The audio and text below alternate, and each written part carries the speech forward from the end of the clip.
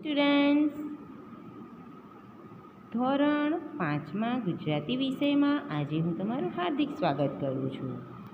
ધોરણ 5માં ગુજરાતી વિષયમાં આજે આપણે પાઠ 3 મહેનતનો રોટલો તેનો અભ્યાસ કરવાનો છે. આપણે અગાઉ જે ઓનલાઈન ક્લાસ આવે છે એમાં આ પાઠને જોઈ ગયા છીએ, પણ આજે આ વિડીયો દ્વારા જે મૂકવાનું છે એમાં આપણે ફરીથી તેનો અભ્યાસ કરીશું, એટલે મારા કોઈ વિદ્યાર્થી મિત્રો અભ્યાસથી વંચિત રહે નહીં. ઓકે, તો ચલો મહેનતનો રોટલો એ પાઠના લેખક છે પન્નાલાલ પટેલ. પન્નાલાલ પટેલ એમને લેખક કહેવાય. હવે આપણે જોઈએ કે આ બોધકથામાં શ્રમ, સ્વાશ્રય અને પ્રમાણિકતાનો મહિમા કરવામાં આવ્યો છે. મોચી ભગત મફતનું સ્વીકારવાની સ્પષ્ટ ના પાડે છે. આમ મોચી ભગત દ્વારા આપણને શ્રમ, સ્વાશ્રય અને પ્રમાણિકતાનો બોધ મળે છે. અહીંયા તમે જોશો કે આ સાધુ મહારાજ છે અને આ મોચી ભગત છે. આ એમની એક નાનકડી દુકાન છે. ઓકે, હવે જોઈએ. કાશી નગરીમાં એક મોચી રહેતો હતો. તે બહુ પ્રામાણિક હતો, સંતોષી પણ એટલો જ. એકવાર એક સાધુ આવી મોચીને પૂછવા લાગ્યા, મોચી ભગત, મારા પગરખાંનું શું પડે? તો કાશી નગરીમાં એક મોચી રહેતો હતો. કાશી એવું ગામ હતું, એમાં એક મોચી રહેતા હતા. તે બહુ પ્રામાણિક હતો. પ્રામાણિક એટલે ઈમાનદાર માણસ હતો. સંતોષી પણ એટલો જ. એ જેટલું કમાય એટલામાં સંતોષ માનતો હતો, એટલે એ સંતોષી માણસ હતો. એકવાર એક સાધુ આવી મોચીને પૂછવા લાગ્યા, મોચી ભગત, મારા પગરખાંનું શું પડે? એક વખત આ સાધુ મહારાજ જે છે એ આ મોચીની દુકાને આવ્યા અને પૂછવા લાગ્યા કે મોચી ભગત, મારા પગરખાંનું શું પડે? હવે તમને એમ થતું હશે પગરખાં એટલે શું? તો પગરખાં એટલે પગનું રક્ષણ કરનાર. ચંપલ કે બૂટ, આપણે પગમાં ચંપલ પહેરીએ, સ્લીપર પહેરીએ, બૂટ પહેરીએ, સેન્ડલ પહેરીએ, એને પગરખાં કહેવામાં આવે. તો તમને એમ થતું હશે કે પગરખાં તો સીવવામાં આવે, પણ હા,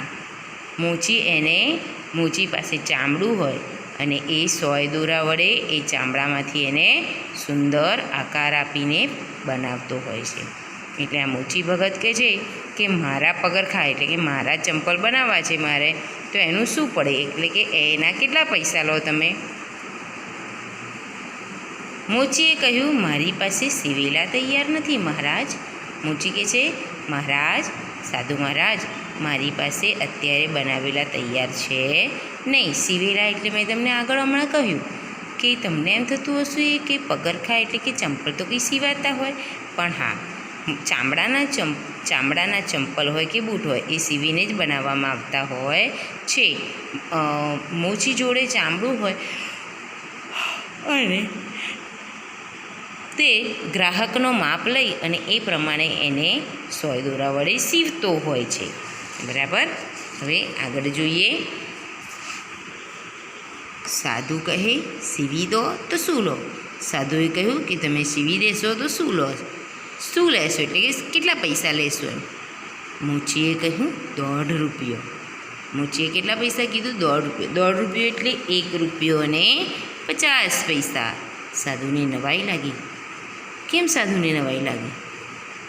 સાધુને નવાઈ લાગી કે બીજાઓએ 2 રૂપિયા દેખાડ્યા હતા અને પછી ઘટાડીને 1.5 રૂપિયા સુધી આવ્યા હતા, પણ આણે તો મૂળમાં જ 1.5 રૂપિયો કહ્યો. સાધુએ પૂછ્યું, 1.5 તો કહેવાના, પણ લેવાના કેટલા?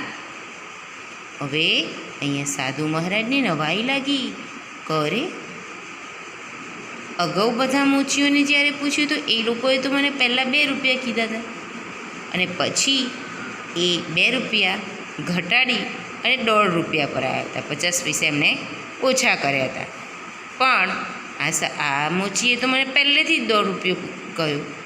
એટલે એ મોચી ને સાધુ કહે છે કે 1.5 રૂપિયો તો તમે કહો છો, પણ લેશો કેટલા રૂપિયા? મોચી સાધુ સામે જોઈ હસવા લાગ્યો. તેણે કહ્યું, જે કહેવાના એ લેવાના મહારાજ. આપની ઈચ્છા હોય તો બનાવો. શું કહે છે કે જે કહેવાના એ જ લેવાના છે મારે તો. હું 1.5 કહું છું એટલે મારે તો 1.5 રૂપિયો જ લેવાનો. જો તમારી ઈચ્છા હોય, તમારો વિચાર હોય તો હું બનાવું, ના ઈચ્છા હોય તો ના બનાવું. તમને એમ થતું હશે કે 1.5 રૂપિયામાં 2 રૂપિયામાં તો ચંપલ આવતી હોય, પણ આ પહેલાંના જમાનાની વાત છે. પહેલાંના જમાનામાં આટલી બધી મોંઘવારી હતી નહીં. અત્યારે તો 200-300 રૂપિયા સિવાય ચપ્પલ ચામડાની આવે નહીં. પણ એ સમયે બધું સસ્તું મળતું હતું, એટલે એટલામાં મળી જતું હતું. હવે સાધુએ કહ્યું, અચ્છા બનાવો, ક્યારે આપશો? સાધુ કહે છે, સારું તારે બનાવો, ક્યારે આપશો? આપણે કંઈક લેવા જઈએ, સીવડાવવા જઈએ કેવું હોય તો બ્લાઉઝ માનો કે ડ્રેસ સીવડાવ્યો હોય, તમે લોકોએ પેન્ટ શર્ટ સીવડાવ્યો હોય તો પછી આપણે એમને પૂછીએ કે હારું તારે અમે ક્યારે લેવા આવીએ? હવે મોચી એને કહે છે કે પરમ દિવસે આ વખતે. શું કહે છે કે તમે પરમ દિવસે આ જ વખતે આવજો. સાધુ કહે, જરૂર, હા, પરમ દિવસે સાંજે જવું છે, માટે ઢીલ થાય નહીં. સાધુએ કહ્યું કે ચોક્કસ, હા, પરમ દિવસે મારે બહાર જવાનું છે, એટલે તમે ઢીલ કરતા નહીં. કામમાં ઢીલ ના કરતા, મને આ ટાઈમે ચોક્કસ આપી દેજો. મોચી કહે, જાઓ કે ન જાઓ, પરમ દિવસે તમને આ જ સમયે, એટલે કે આ વખતે, પરમ દિવસે તમને આ વખતે જરૂર મળી જશે.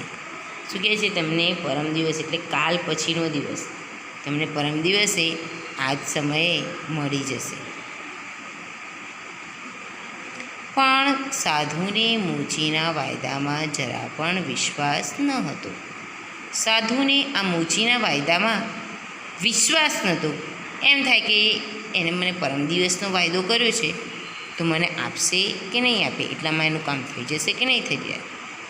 બીજે દિવસે વળી એણે મોચીને ત્યાં આંટો માર્યો. મોચીને પૂછ્યું, મોચી ભગત, કેટલે આવ્યું આપણું કામ?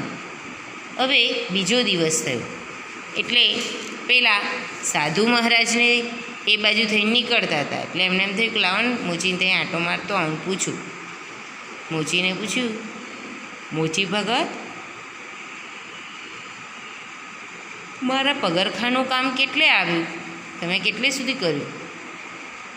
મોચીએ કહ્યું, બેફિકર રહો મહારાજ, વાયદો નહીં ચૂકવો. મોચીએ કહ્યું, તમે બેફિકર રહો, ચિંતા કરો નહીં. મેં જે વાયદો કર્યો છે એ હું ભૂલીશ નહીં. છતાંય સાધુને શાંતિ ન વળી.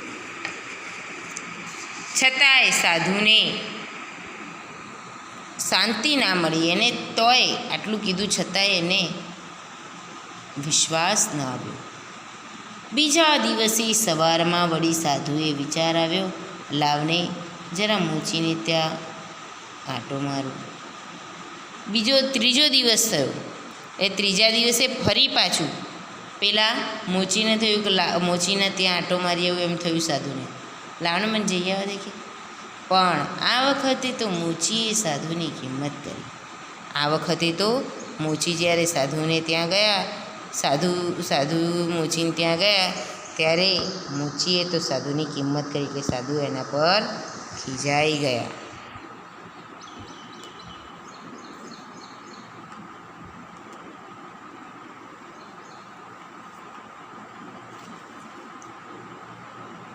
મહારાજ, તમને માણસ પારખતા આવડતું નથી? આ મોચી જે છે એ સાધુ મહારાજને કહે છે કે તમને માણસને ઓળખતા આવડતું નથી? આખી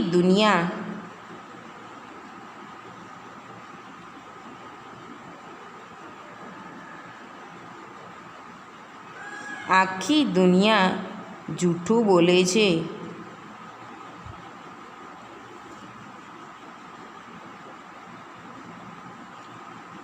આખી દુનિયા જૂઠું બોલે છે એમ જ તમે માનો છો ને? નાહક શું કામ ધક્કા ખાઓ છો? સાંજે આવજો. હવે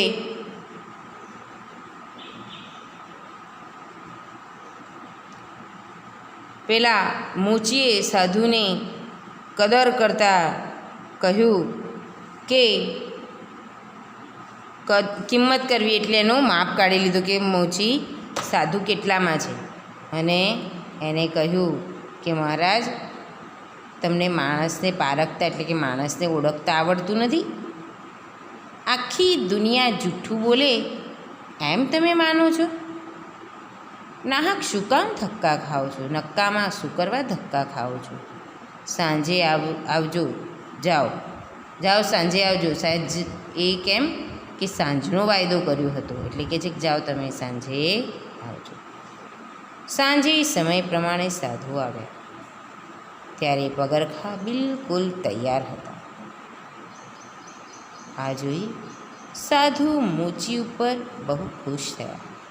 તે સમજી ગયા કે મોચી સાચું કલો છે, ખરેખરો ભગત છે. તે કદી જૂઠું બોલતો નથી. હવે આ મોચી ભગત છે એ સાંજના સમયે જે મોચીએ સમય આપ્યો હતો એ સમયે સાધુ મહારાજ મોચીને ત્યાં આવ્યા ત્યારે એમના પગરખા બિલકુલ તૈયાર હતા. અને એ જોઈ મોચી ઉપર સાધુ મહારાજ ખુશ થઈ ગયા અને તે સમજી ગયા કે મોચી સાચું કલો એટલે કે સાચું બોલનારો છે, ખરેખરો ભગત છે અને કદી જૂઠું બોલતો નથી. સાધુએ તેને 2 રૂપિયા આપ્યા. મોચી પાસે છૂટા પૈસા ન હતા. તે પૈસા લઈ ઊભો થયો. હવે સાધુએ આ મોચીને 2 રૂપિયા આપ્યા. મોચી પાસે છૂટા પૈસા હતા નહીં. કેમ છૂટા નહોતા? કે એને 1.5 રૂપિયો લેવાનો હતો, જ્યારે સાધુએ 2 રૂપિયા આપ્યા. હવે 50 પૈસા તો એને પાછા આપવા માટે છૂટા જોઈએ, એટલે એની પાસે છૂટા પૈસા હતા નહીં. તેથી તે પૈસા લઈને ઊભો થયો. હવે એ પૈસા લઈને આ ઊભો થયો. કોણ? મોચી ભગત. તેણે સાધુને કહ્યું, જરા ઊભા રહો મહારાજ, હું સામેની દુકાનેથી પરચુરણ લઈ આવું છું. શું કીધું? તમે થોડીક વાર ઊભા રહો, હું સામેની દુકાનથી પરચુરણ લઈને આવું છું.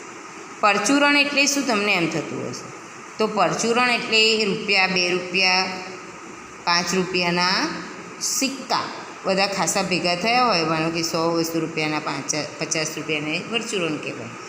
તો આ પરચુરણ લેવા ગયો.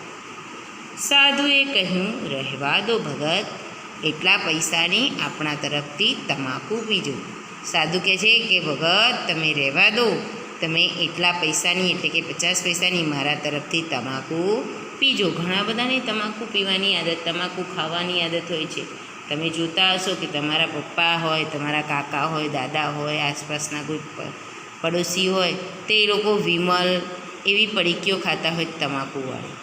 તો એ તમાકુ આપણા સ્વાસ્થ્ય માટે હાનિકારક હોય છે. તમાકુ ખાવાથી જીવલેણ રોગ કેન્સર થાય છે. અને એ જે તમાકુ હોય છે એના જે કાગળ આવે છે એની ઉપર જ કેન્સર થયેલી જીભનો ભાગ એવો બતાવવામાં આવે છે. તે છતાંય લોકો આંખો મીચીને એનું સેવન કરતા હોય છે. પણ ખરેખર તમાકુ ખાવું જોઈએ નહીં. તમાકુ એ આપણા સ્વાસ્થ્ય માટે ખૂબ હાનિકારક વસ્તુ છે. એટલે પેલો કહે છે કે તમે મારા તરફથી એટલા પૈસાની તમાકુ પીજો. હવે મોચીએ કહ્યું, હું તમાકુ પીતો નથી મહારાજ. એમ કહે છે કે ભાઈ હું એ પૈસાથી હું તમાકુ પીતો જ નથી, પણ તમારા પૈસા લઈને હું કરું? તો આપણા તરફથી પગરખા સીવવા માટેની દોરી લાવજો. હવે પેલો કહે છે કે તમે તમાકુ ના પીતા હોય તો મારા તરફથી એટલા પૈસાની દોરી લાવજો આજ પગરખાઓ સીવવા માટે. ના મહારાજ, હરામનો પૈસો મને ન ખપે. આ મોચી ભગત કહે છે કે મને હરામનો પૈસો ખપે નહીં. મોચી સામેની દુકાને પરચુરણ લેવા ગયો. હરામનો પૈસો એટલે મહેનત વગરનો, આપણે કોઈકનો પડાવી લીધેલો હોય, વગર મહેનતનો લીધેલો હોય એ પૈસો.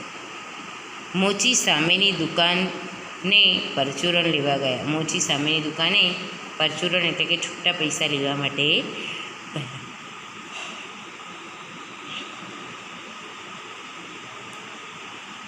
સાધુ તો મોચીની ભાવના જોઈ એની ઉપર ખૂબ જ ખુશ થયો.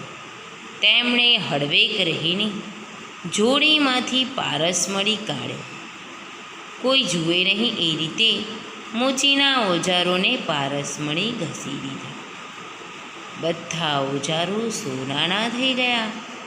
પછી તે મોચી પાસે ગયો. તેની પાસેથી પૈસા લેતી વખતે કહ્યું, ભગત, મુઠ્ઠી ચણાના પૈસા ભિક્ષા માટે આપશો તો ઈશ્વર તમારું ભલું કરશે. હવે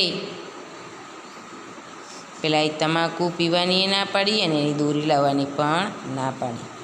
એટલે મહારાજ પેલો પૈસા છૂટા લેવા ગયો એટલે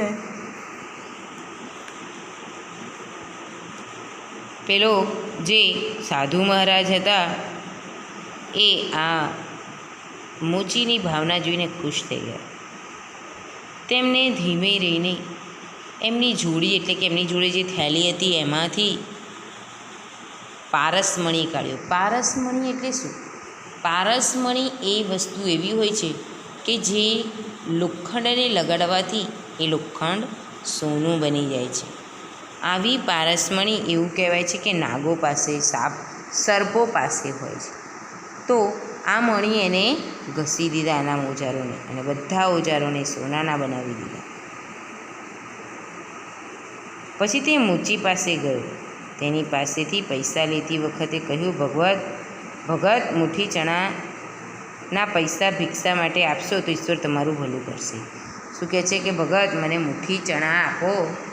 આ શું કરવા માટે? ભિક્ષામાં, ચણા ખાવા માટે. ભગવાન તમારું ભલું કરશે. હવે આજનો પાઠ આપણે આટલે સુધી રાખીએ. પેલાએ આજે આપી દીધા એને પૈસા, અને તમારે આજનું લેસનમાં પાઠનું વાંચન કરવાનું રહેશે. મુઠ્ઠી ચણા માગે છે અને મુઠ્ઠી ચણા તેને આપી પણ દે છે. હવે આગળનો પાઠ આગલા વિડીયોમાં જોઈશું. ત્યાં સુધી દરેક વિદ્યાર્થીઓને નમસ્કાર.